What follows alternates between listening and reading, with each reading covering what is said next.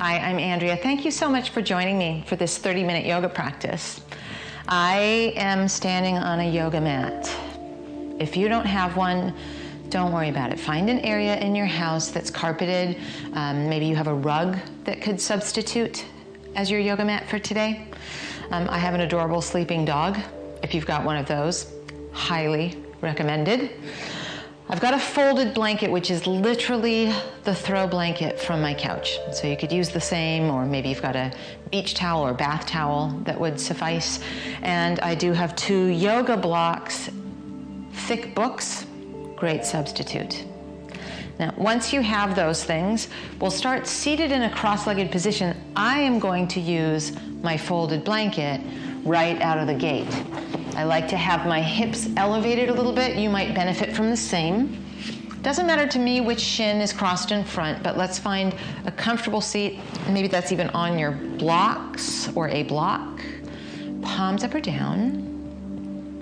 Let's use this seat to land. You're welcome to close your eyes if you're comfortable. If that's not making you comfortable, just divert your gaze down to a place where you can turn the arrows of attention inward as opposed to distractedly outward. Let's make a conscious effort to stop so that we can start. Bring your attention to your breath here. Its rise and its fall.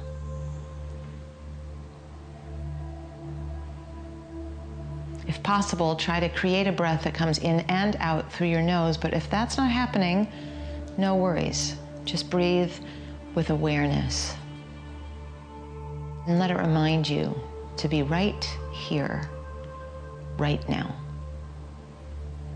Notice which of your shins is crossed in front, evidently your favorite.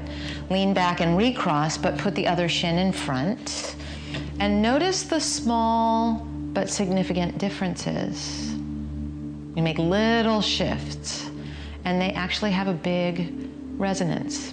Just like your choice to show up and do this practice, just 30 minutes together, but it can resonate into the whole of your life, certainly the rest of your day. Let's take 3 silent moments to meditate here.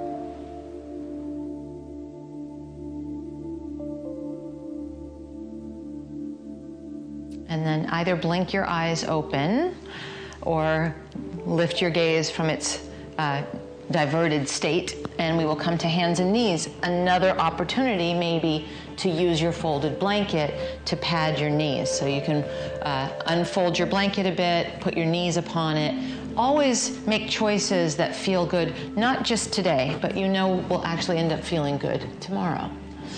Now we'll take our shoulders over our wrists and spread our hands wide. We're on our hands and knees.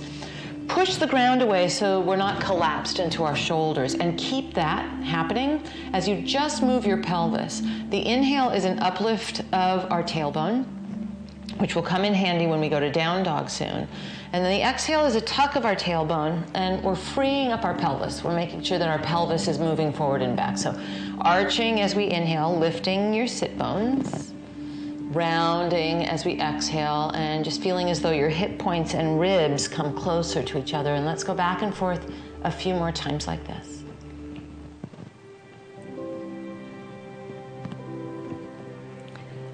One more inhale. One more exhale. When we set up the next thing, I'm going to turn sideways and come off my mat, but you can assemble this upon your mat. I just want you to be able to see me. It's a side plank.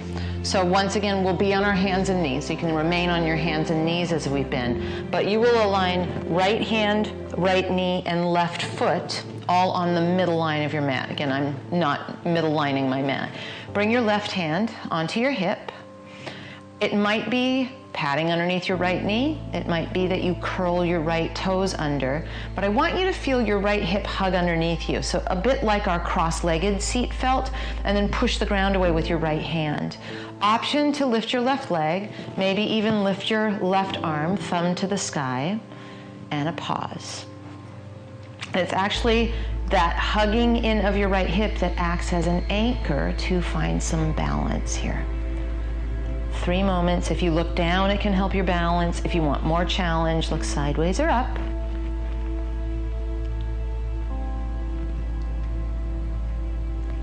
Bring your left hand onto your hip and your left foot to the ground. Slow motion, unwind, and you will bring your hands both onto the ground.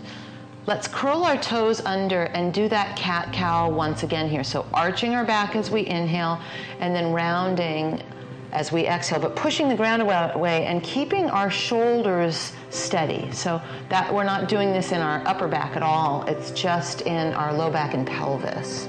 So it's actually another movement of our hips. And we're moving into our hips quite a bit this morning or this evening or afternoon or whatever it is.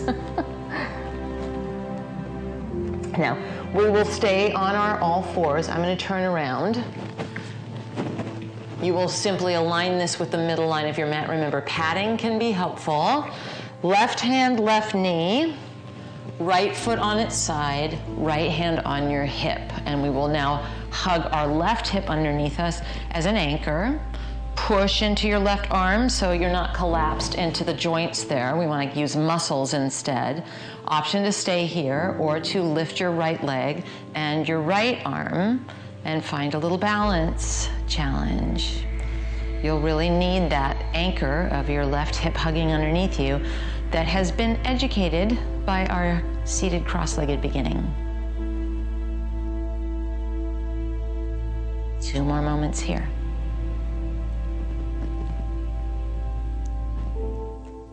Right hand on your hip, right foot on your mat, unravel onto all fours, and let's take another few rounds of our cat-cow, but let's be very solid about hands spread wide, oomping into our arms, shoulders over our wrists. So when we do planks, this is going to be the same recipe. And then we only move our hips, arching as we inhale, lifting your tailbone, rounding as we exhale. If your tempo's a little different than mine, no worries. In fact, celebrate it. Here's how we will head to down dog. So I mentioned earlier that when we lift our tailbone, that's really helpful to down dog. So let's lift our tailbone and push the ground away with our hands, toes curled under if they're not already. Imagine a hook in your tailbone, lifting your hips up and back. Keep pushing the ground away. Step your feet about as wide as your mat and bend your knees so you have plenty of space. And let your spine be long and let that be the priority. We're not collapsed with our elbows bent. We're not dropping into our shoulders. We're really feeling an uplift. Really actively pushing the ground away. And then let's walk forward. Feet come to our hands. Hip distance, hands to ankles, shins, or thighs as we inhale and lift our heart. Exhale, we fold back in, but we keep the length in our spine as we do. And then inhale, rise, reach, thumbs to the sky, a V. We'll pause in our mountain. Palms face out, but they face out from our shoulder joints, and we can feel an uplift of our heart here. A smile to our collarbones. Inhale, arms out and up, thumbs to the sky, a V shape. Exhale, hinge at your hips. Hands come to your thighs, to your shins, to your ankles, but we keep the length in our spine and we make it a priority to have a hinge at our hip. Inhale, uplift your heart, and you might slide your hands up to find that. Exhale, just fold back in for this first one, and then inhale, belly firm. Rise, reach, thumbs to the sky, a V, and we'll stand in our mountain, palms face out. Adding on, inhale, arms out and up, thumbs to the sky, V shape. Exhale, hinge at your hips and hands to thighs or shins or ankles. Inhale, slide your hands up a bit as you uplift your heart. And then we fold, but we bend our knees so that our palms can go flat like they were in our hands and knees situation. And we step it back to down dog, and remember the recipe of pushing the ground away, tailbone lifting. I like to stay on my tiptoes and add a little bend in my knees because our spine is the priority. Now shift, shoulders over wrists, and we come into a situation that's a bit like when we were on our hands and knees. Remember, we're not collapsed into our shoulders. Push the ground away more. Find the hook in your tailbone to return to down dog. And then walk your feet forward to your hands. Hip distance, hands to ankles, shins, or thighs as we inhale and uplift our heart. Exhale, hinge at your hips and fold it in. And then inhale, rise, reach, thumbs to the sky, V shape. Stand in your mountain, palms face out. We'll add another friend to our sun salutation. Inhale, arms out and up, thumbs to the sky, V. Exhale, hinge at your hips and hands to thighs or shins or ankles. Inhale, uplift your heart, maybe slide your hands up. Exhale, fold in. This is where we bend our knees, get our palms solid, push the ground away, find the hook in our tailbone for our down dog.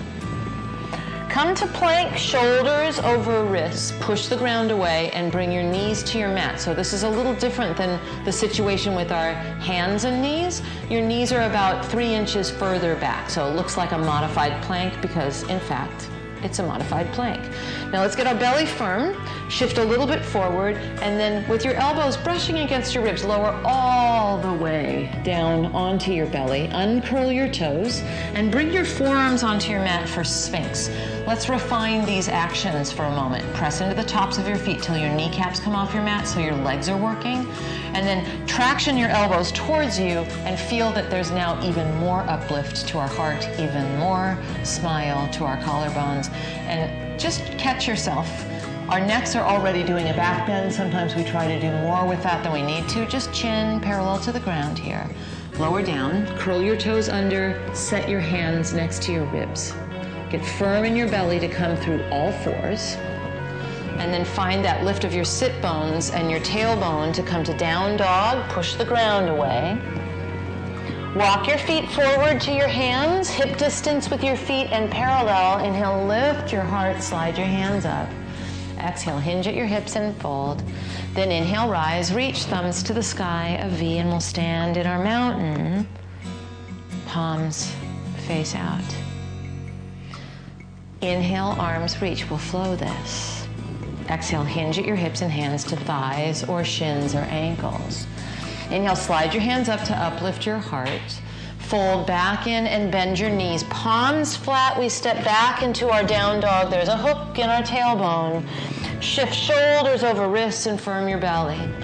Knees down, belly firm, all the way down onto our belly. And you have an option to keep your hands where they are or do the Sphinx pose that we did before. Uncurl your toes either way. Press into the tops of your feet and lift your kneecaps. Remember, this is not something we're doing with our neck. We're finding it in the smile to our collarbones. Lower down, curl your toes under, through all fours. And then a lift to our sit bones and our tailbone in our down dog, oomping into our arms. Walk your feet forward to your hands. We're hip distance, and then inhale, hands to ankles, shins, or thighs. Exhale, fold back in. Rise, reach, thumbs to the sky, a V. And then we'll stand in our mountain. Setting up our props so that we can step to face the long edge of our mat. Take your 2 blocks and place one at each end of your mat. So off the side of your mat and off that long edge of your mat. I have mine situated tall and then facing the opposite long edge. So we've got our props behind us and not underfoot. Take your arms wide out to the side, thumbs to the sky, and it's approximately ankles underneath our wrists. So you can find that sort of a stance. From here, turn your right foot out to face the short edge of your mat, and then cheat your left heel back at a 45-degree angle. We're trying it on for size for a moment. Bend your right knee and make sure that your knee and your ankle are aligned in a vertical way. And then straighten your front leg and reach your arms to the sky, thumbs to the sky.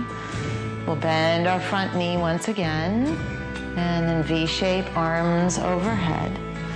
One more time like that. Bending our front knee, let's settle in for a moment. I'd like you to feel the outer edge of your back foot solid and your back arch lifted and alive. Think cross-legged position happening in our right leg, and let that right thigh bone make its way to the right as opposed to collapse over towards the left. I'll leave you silence to meditate in here. 3 moments.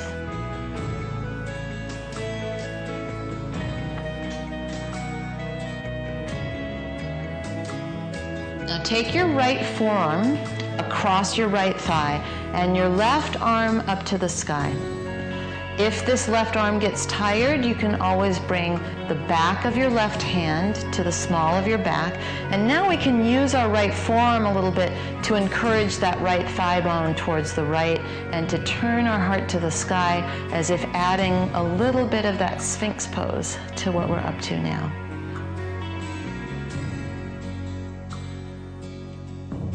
We'll come upright into a warrior two and straighten our front leg. Let's lower our arms for a moment. Triangle pose is not a side bend, and we have our props waiting for us. So arms out to the side, thumbs to the sky.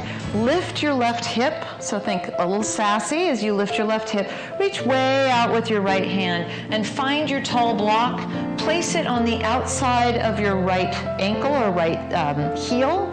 So right hand down and left arm up, thumb to the sky. Remember, if you prefer, you can always bring the back of your left hand to the small of your back. Let's pause and turn this into an opportunity to meditate and to find a very similar sensation in our right hip to when we did that side plank on our shin.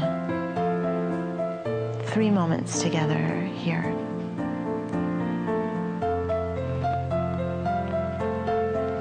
Take your left hand onto your hip. Option to stay exactly as you are. Maybe you take a brief moment to look down and float this the way that we did on our shin, but standing on your right foot. So look down, move your block about a foot out in front of you, and lift your left leg for a moment, but only if it feels like that's where you want to go. It's a brief moment. You could take your left arm up to the sky. And then return your hand on your hip and step back to triangle, where some of our friends are patiently awaiting us. Left arm up to the sky, thumb to the sky. Look down, move your block off the side, bend your front knee, warrior two briefly, and then straighten that front leg, lower your arms, turn your toes to face the long edge of your mat. We're going to do something a little bit different than we often do sequence-wise. Heel toe, so that your hip distance. And now, with your hands on your hips, and it may be that you want to use the back of a chair or even use the wall for this next thing, it's going to educate the second side of that sequence that we did. So bring your hands on your hips, stand on your left leg, take your right leg out in front of you, and as if dancing a jig, turn that right leg out, but feel it from your hip joint, and then turn your toes to the sky. So a moment ago, we were standing on this leg doing the same thing.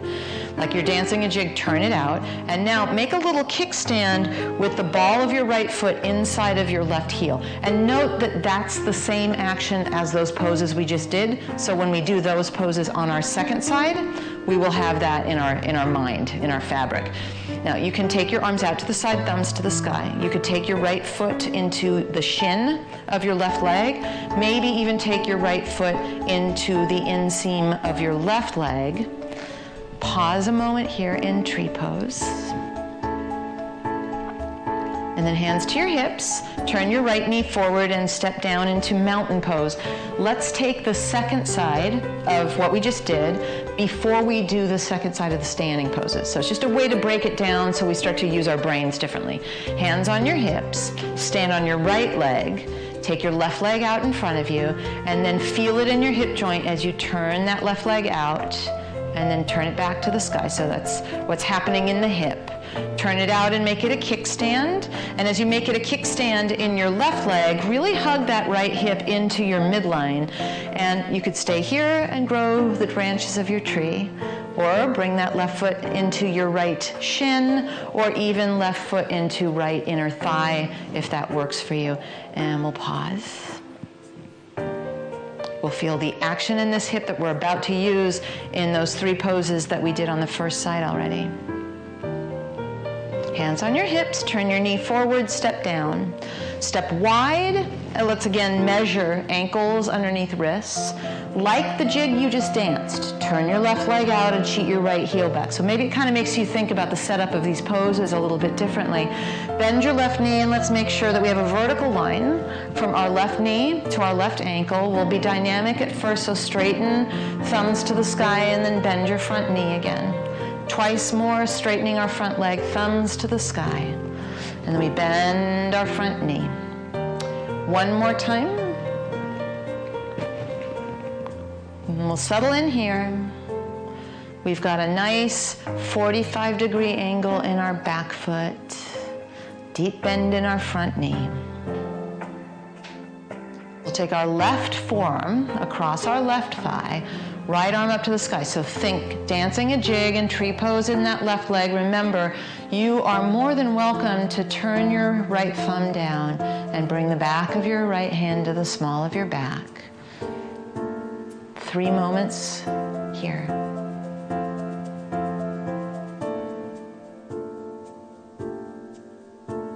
We come upright.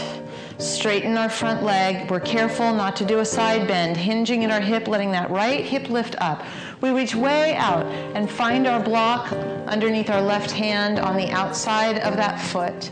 You can keep your right arm up to the sky. You can bring your right hand onto your hip or behind your back at any point in time. Now, I remind you that we did this very same thing on our shin, and that it's optional to take your triangle with your right hand on your hip, look down and float it onto just your left leg. And if that doesn't work in your body, just stay in triangle. That's perfect. You could take your right arm up to the sky, if that makes sense.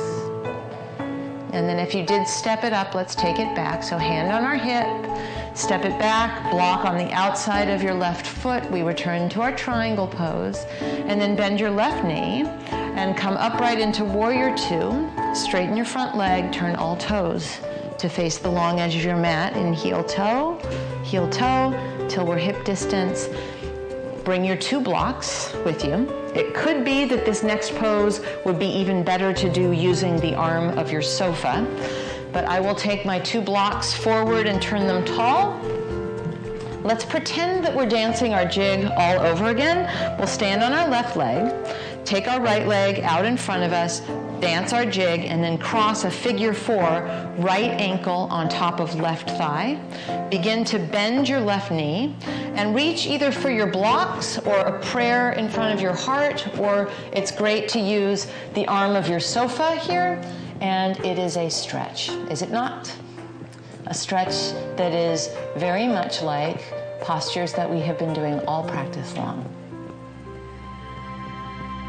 2 more moments here.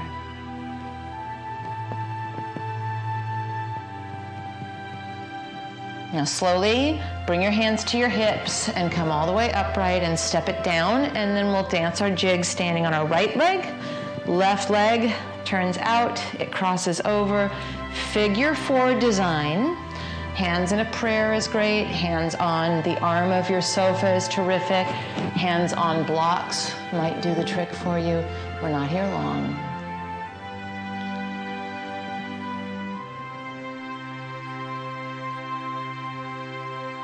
Three more moments.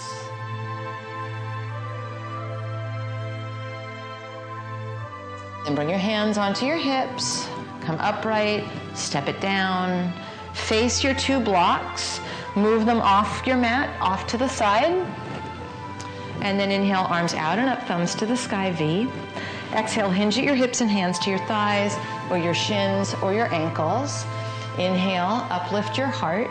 Bend your knees deeply enough that you can bring your hands flat on your mat for a down dog. Remember that we lift that tailbone.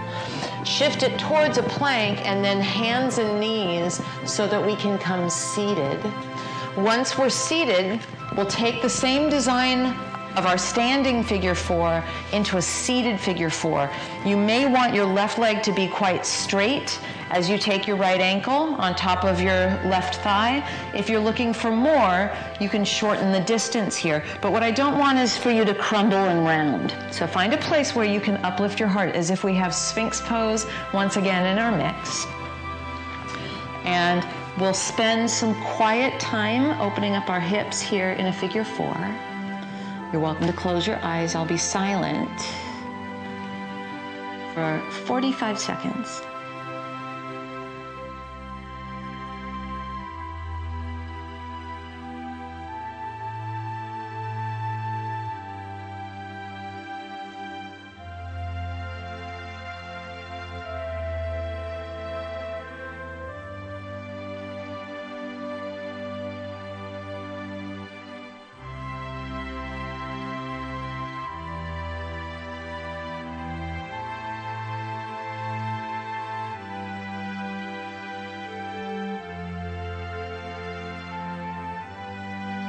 And now back it out carefully to come out of it. It might be nice to give a little waggle to your legs between sides. It's left ankle now on top of right thigh, and then maybe this side doesn't really want to be as close in a proximity. I know my body, the two sides feel really different in many poses, including this one. And then let's just uplift our heart, find a snuggle, 45 silent seconds together here.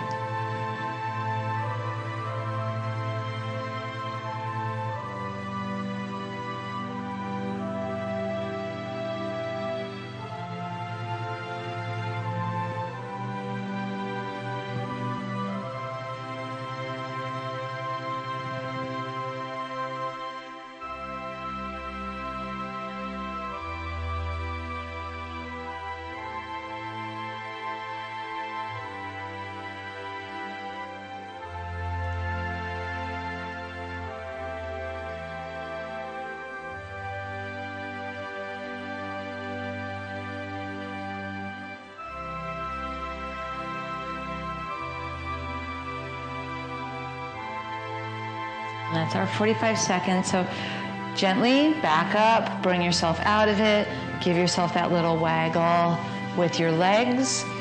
My thought is that we will end our practice full circle in our seated cross-legged position. However, if you prefer to lie down in a Shavasana final meditation, perfect. So if you are interested in the cross-legged seat, you'll make your way there. If you prefer to end lying on your back, you'll lie down on your back, make your way into a Shavasana final meditation. Either way, let's go back inside and let's allow this to be a rest and digest. So we did a lot of hip work. It's almost like we made friends with our hips. Let's soak in that deliciousness for a minute and a half of silence together, starting now.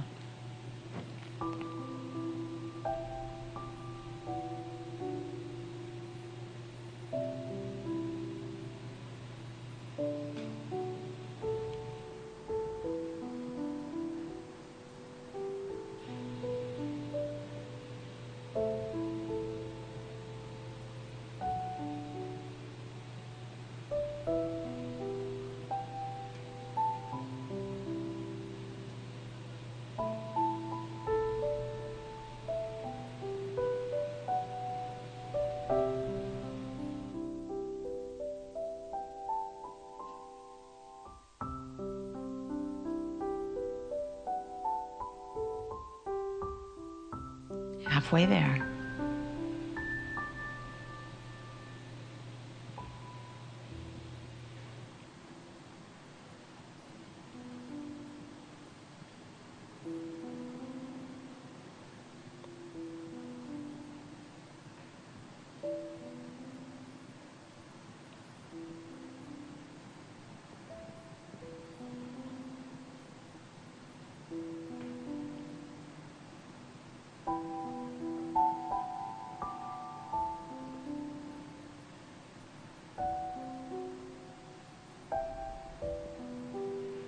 If you're lying on your back, maybe you reach your arms and legs in opposite directions and gather your knees into your chest.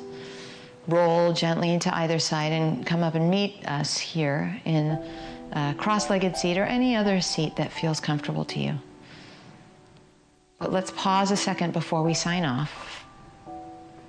Feel the friendliness in our hips. the connection that we feel to our bodies, minds, maybe even our spirit, that union of yoga. I'm Andrea. Thank you so much for joining me.